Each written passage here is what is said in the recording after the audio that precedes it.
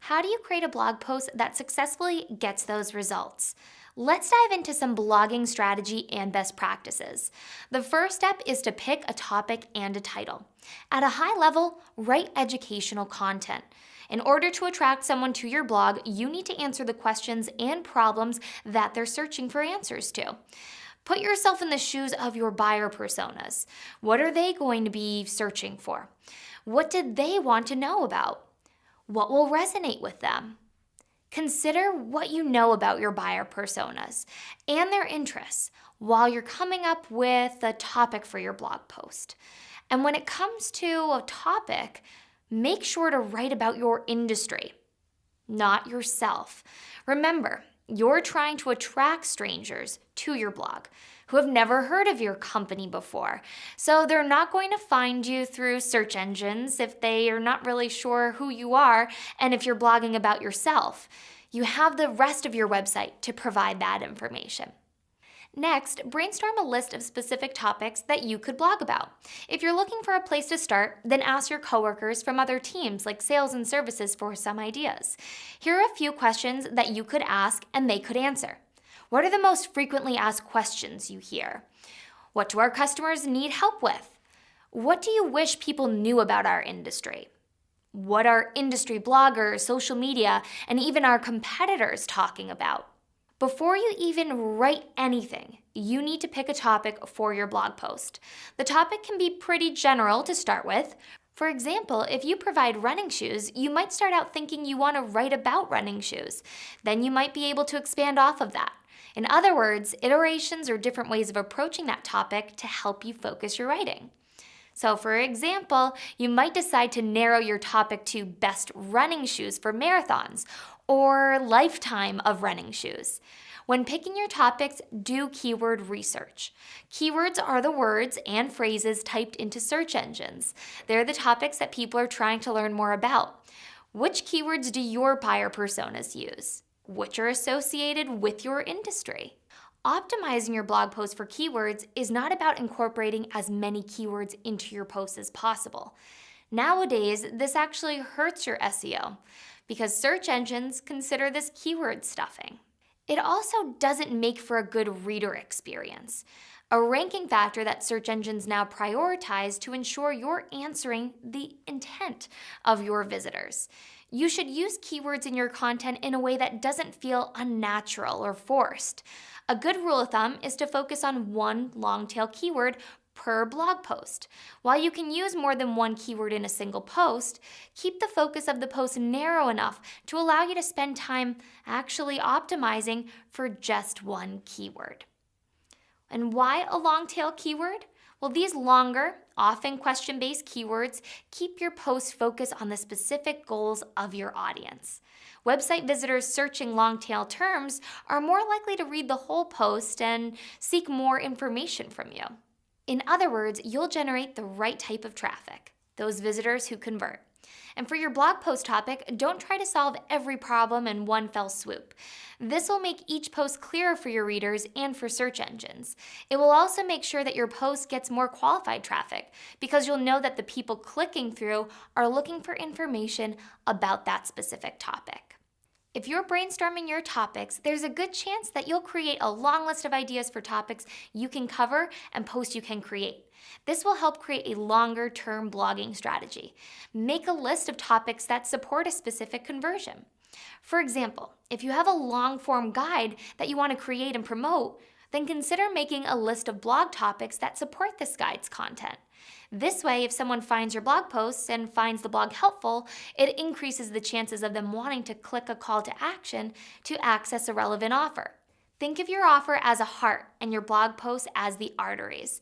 Your blog posts keep a steady flow of relevant prospects connecting with your offer. Now let's talk about picking a title. Think about how you read things online. You read the title first before you commit. It needs to catch your interest, and the title is one of the first things that your prospects will see. Start by creating a working title for your blog post. A working title is something to work off of as you begin to write your post. Start here to narrow your topic down and focus on one single angle. A topic like social media could breed multiple different blog posts. A working title like Social Media Channels for Live Video is now specific. Next, include the long tail keyword in the title. Be sure that the keyword fits as a description of what the blog post is all about. And also make the value of the post clear in your title. Your title should help readers and search engines understand what your post is about. Set the right expectations. What is the reader going to get out of your post? What information is covered? What format is the blog post going to take? In this example, the blog post title explicitly tells you that you'll be reading about how to create an infographic. Not only that, but it sets the expectations that it only takes an hour to do, and there's also some free templates included. You know exactly what you're going to get from this blog post, how it's valuable to you, and how much information that it contains. When it comes to the art of the perfect blog post, HubSpot did some research and looked at how our titles have performed. Here are the consistent principles that were found. The ideal blog post title length is 60 characters. Headlines between 8 and 12 words are shared more often on Twitter. Headlines between 12 and 14 words are liked most often on Facebook. HubSpot also found that headlines ending with a bracketed clarification, for example, the one that we saw earlier, performed 38% better than titles without that clarification. If you're having trouble trimming down the length of a title, run it through Moz's title tag preview tool and Twitter to see how the title will appear on search engine results page and when it's shared on social media. Technically, Google measures by pixel width, not character count, and it recently increased the pixel width for organic search results from approximately 500 pixels to 600 pixels, and that's what translates into around 60 characters. Is your title too long? Well, that's okay. Make sure to create a title for your reader first. When you have a lengthy headline, it's a good idea to get your keyword in the beginning, since it might get cut off toward the end on a search engine results page. In this example, the title got cut off, but the focus keyword, data visualization, is at the front. Moving on to the body of your blog post. Format and optimize the post so that both people and search engines can easily read and understand it. Write an intro and make it captivating. If you lose the reader in the first few paragraphs or even sentences of the introduction, they'll stop reading, even before they've given your post a read-through. Grab their attention, use humor, be empathetic, or grip the reader with an interesting fact or statistic. And describe the purpose of the post and explain how it will address a problem the reader may be having. It should be a follow-up to the title that they found interesting. Nobody likes clickbait, so you want to make sure your post is about what the headline says it is. This will give the reader a reason to keep reading and give them a connection to how it will help them improve. If you read the first few lines of this blog post, would you want to keep reading? What about this blog post? Keep your buyer personas in mind and think about what would entice them to keep on reading. And what about the rest of your blog post? The body of your blog post is where your readers will undoubtedly derive the most value. HubSpot did an analysis and found the ideal blog post length is roughly 2,100 words, but that will vary depending on your topic. Always solve for the reader first. Make sure you cover your topic in full and have met the expectations that your blog title promised. Mention your keyword at a normal cadence throughout the body of your post and in the headers. That means including your keywords in your copy, but only in a natural, reader-friendly way. Don't go overboard at the risk of being penalized for keyword stuffing. Whenever you create content, your primary focus should be on what matters to your audience, not how many times you can include a keyword or keyword phrase in that content. And no one likes an ugly blog post. Use formatting and visuals to make your blog post that much more appealing. When you blog, white space is your friend. White space is the empty space on the page, and it allows the visitor to focus on the content, not the clutter. Don't write long paragraphs that form into huge blocks of text. This will make your information look dense and hard to read. As you can see in this example, there's plenty of white space on the side margins of the post, around the title and first image, and between the paragraphs of text within the post. This space makes the post more digestible. Nothing is crammed together, and though the post is long, it doesn't feel overwhelming or hard to read. You can also break up the text in your blog post by using subheaders and bullets or numbered lists to highlight your points. Subheaders are another on-page SEO element. Subheaders organize and break up your blog post into different sections to signal Google and your reader what the post will cover. Subheaders should be written with H2 tags or smaller, never H1 tags, which signal a title. Use subheaders to split up sections of your blog post, making sure to integrate the keywords that you're trying to target. And bolding important text can always help readers quickly understand the key takeaways from the post.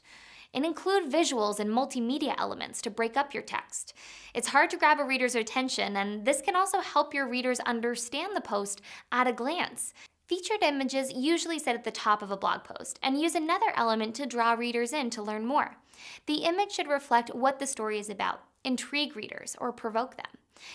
It doesn't need to directly illustrate what your post is about, but they should be loosely related to your content. While most people enjoy a great cat photo, it may not always be relevant to your content. And throughout the body of your blog post, use multimedia content wherever it's possible to break up the blog post and re-engage your reader. Add images, videos, audio recordings, and social media posts. HubSpot sometimes includes an audio version of the blog post, or include a video that's on the related topic. It changes it up for the reader, but also helps them digest the content in a different way. Changing up the format of your blog post will provide additional value to your reader while making sure their eyes are focused on what they're reading and seeing. See the difference? The blog post without any visuals looks a lot less welcoming, doesn't it? The next step is all about lead generation, promoting your offers on your blog. As you attract more and more visitors to your blog, that increased traffic means an increased opportunity to generate leads. If you really want your inbound marketing efforts to pay off, then it's crucial that you strategically promote the majority of your blogs to corresponding irrelevant offers. The goal should be to attract someone and provide content around the topic they're trying to learn more about. Then be helpful and offer them a relevant next step. Make sure the call to action doesn't disrupt the user experience. Again, the goal is to be helpful, not pushy. And additionally, you might want to insert a call to action after the first few paragraphs. To avoid looking too pushy, try including a passive CTA through hyperlinked text. It's important to include these passive CTAs, as you can't always count on your visitor reading your entire post and converting.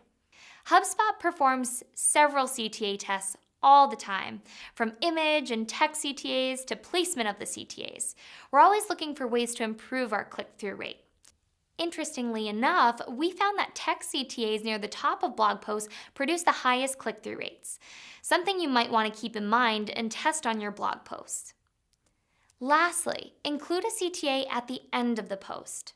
This offer should be relevant to the blog content that a visitor has just read. Your visitor is there to learn something from your blog post, so provide an offer that gives them more educational content to continue that learning. This is a CTA at the end of the same blog post that was shown earlier. The title of the post is Data Visualization 101, How to Choose the Right Chart or Graph for Your Data. And at the bottom, there's a CTA for an ebook on how to present data people can't ignore. Another option is a pop-up that the reader sees as they scroll down the page. The offer is about the same topic as the post, so a reader who wants to learn more would be interested in clicking through.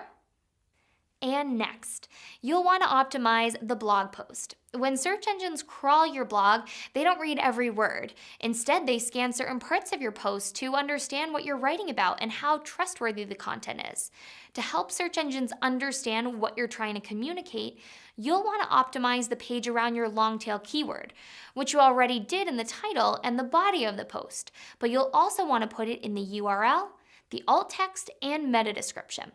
The URL of your blog post should make it easy for your visitors to understand the structure of your website and the content that they're about to see. Search engines favor web page URLs that make it easier for them and website visitors to understand the content that's on the page. What if there's a specific article that you want to read, like the data visualization example? Its URL structure denotes that it's an article from the marketing section of the blog and that it's on the topic of data visualization. The URL doesn't have to match the title of the blog exactly. Keep the URL short. In this way, the URL structure acts as a categorization system for readers, letting them know where they are on the website and how to access new site pages. Search engines appreciate this as it makes it easier for them to identify exactly what information searchers will access on different parts of your blog or website. And alt text with images helps because search engines don't just look for images. Rather, they look for images with alt text because search engines can't see images the same way humans can. An image's alt text tells them what an image is about, which ultimately helps those images rank in the image section of a search engine results page. Your meta description is meant to give search engines and readers information about your blog post content. So be certain to use your long tail term so search engines and your audience are clear on your post content. At the same time, keep in mind the copy matters a great deal for click-through rates because it satisfies certain readers' intent. The more engaging, the better. The maximum length of this meta description is greater than it once was. Now it's around 300 characters, suggesting it wants to give more readers more insight into what each result will give them.